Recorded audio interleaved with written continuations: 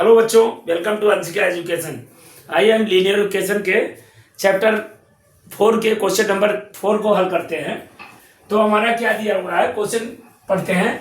The graph given below represent the linear equation x equal to 3 c find 4.2।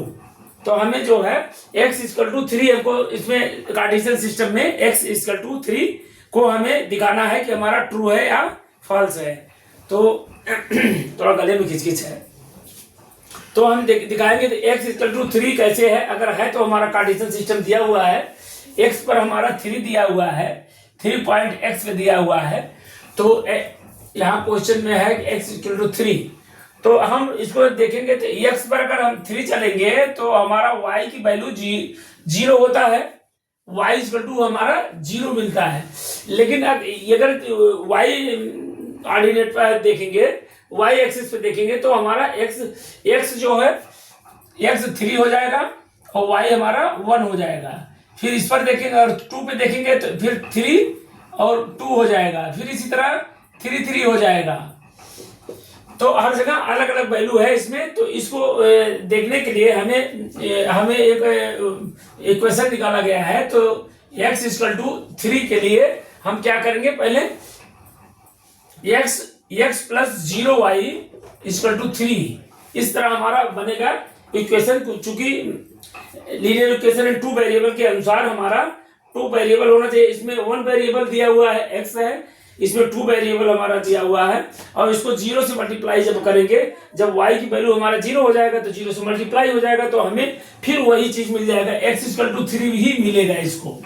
तो हम इस तरह हम इसको सवाल को हल करेंगे तो हमें मिल रहा है कि ये ट्रू है, TRUE, ट्रू। तो इसी के साथ हमारा क्वेश्चन नंबर 4 कंप्लीट होता है। नेक्स्ट क्वेश्चन के लिए मूव करते हैं।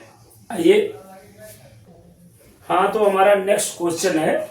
नेक्स्ट क्वेश्चन हम देखते हैं, question number 5, the ordinate of point in the table.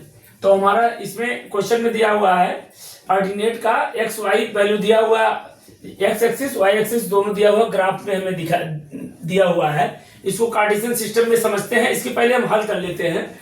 तो हल करते हैं तो हमारा एक्स और प्लस वाई की वैल्यू अलग अलग दिया हुआ है। कौन सा सवाल है? सवाल में तो कुछ कंप्लीट नहीं है क्या इसमें? ये question number 5, represent same the solution in the equation x minus y plus 2। हाँ, ये क्वेश्चन अभी पूरा कंप्लीट नहीं इस पे लिखा गया है। तो द कोऑर्डिनेट रिप्रेजेंट द, ये हमारा इक्वेशन है, इसमें x minus y plus 2 equal to 0, इसमें हमें पुट करना है। तो इसमें ऐड करना है। तो x की वैल्यू हम पहले इसमें बैठाएंगे। x इक्वल टू पहले इसका 0.02 का ले लेते हैं, 0.2 का पहले इसका हम बनाएंगे। तो x की वैल्यू हमारा दिया हुआ है 0, माइनस वाई की जगह पे हम 2 लिख देंगे, प्लस 2 हमारा दिया हुआ ऑलरेडी इक्वल टू 0।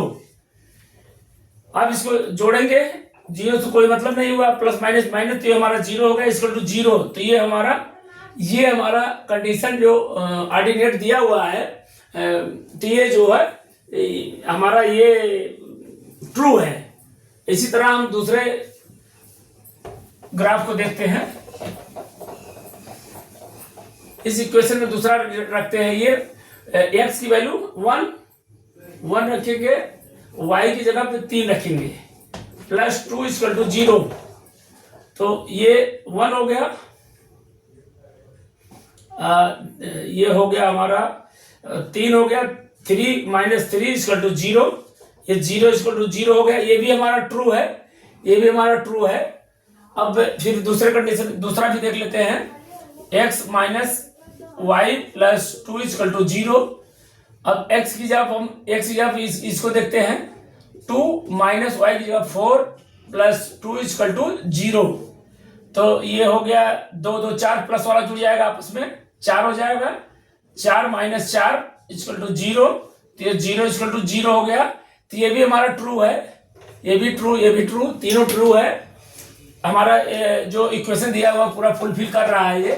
अब ब्लैक बोर्ड में जगह कम है, इसलिए जो है फिर इसको आगे रिमूव करके आगे लिखते हैं। और फिर इसमें हम ये वाले कंडीशन को लेते हैं, तो हमारा x की वैल्यू हमारा 3 हो जाएगा। माइनस वाई की जगह पे -5 लिखेंगे, -5 plus 2 equal to 0, minus minus plus हो जाएगा, ये 3 प्लस 5 प्लस 2 इक्वल टू 0। अब ये जोड़ लेंगे, 10 हो जाएगा, 10 इक्वल टू 0। ये 10 equal to 0 equal to not बराबर है, तो इस 0 10 के बराबर नहीं है, तो ये हमारा फॉल्स हो गया। ये हमारा फॉल्स हो गया।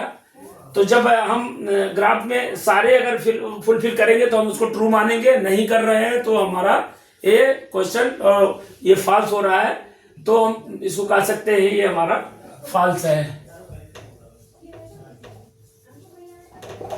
तो इसी के साथ हमारा क्वेश्चन नंबर 5 समाप्त होता है। मूव करते हैं नेक्स्ट क्वेश्चन के लिए, क्वेश्चन नंबर 6।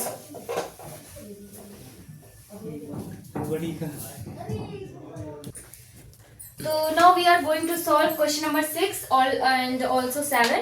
तो 6 वाले में क्वेश्चन क्या कह रहा है, every point on the graph of a linear equation in 2 variable does not represent a solution of linear equation. इसमें क्या कह रहा है, सबसे पहले तो ग्राफ बना लेंगे क्योंकि ग्राफ वाला चैप्टर ही है।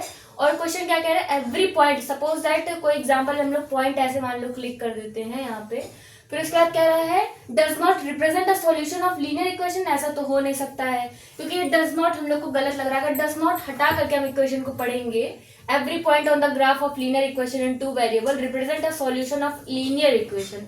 कोई भी ग्राफ है अगर लीनियर इक्वेशन 2 वेरिएबल शो कर रहा है तो वो एक लीनियर इक्वेशन हमेशा होता है, वो हमेशा स्ट्रेट लाइन में ट्रेवल करता है, वो लीनियर इक्वेशन होता है। तो ये डज नॉट की वजह से इनका जो ये जो क्वेश्चन है वो हमारा फॉल्स हो जाएगा। Now moving towards the next question. इसमें क्या कह रहा है, the graph of every linear equation in 2 variable need not be a line. ये भी मुझे गलत लग रहा है, क्यों? क्योंकि कोई भी लाइन अगर आप लोग कोई भी पॉइंट आप लोग ग्राफ में दिखाते हो लीनियर इक्वेशन इन 2 वेरिएबल का, तो वो लाइन से होकर ही कहीं ना कहीं जाता है। तो ऐसा तो होता नहीं कि कोई लाइन नहीं बन रहा है, या तो फिर यूनिक सॉल्यूशन हो सकता है, या तो फिर इनफाइनिटली मेनी सॉल्यूशन हो सकता है। तो ये हो सकता है, तो ये वाला इक्वेशन भी हो जाएगा हम लोग का गलत। इसमें बहुत सारे रीजंस हो सकते हैं कि पैरेलल लाइन है तो इंटरसेक्ट नहीं करेगी, यूनिक सॉल्यूशन हो सकता है। ये सब रीजन की वजह से दोनों जो हम लोग का क्वेश्चन था वो फॉल्स है। Thank you so much.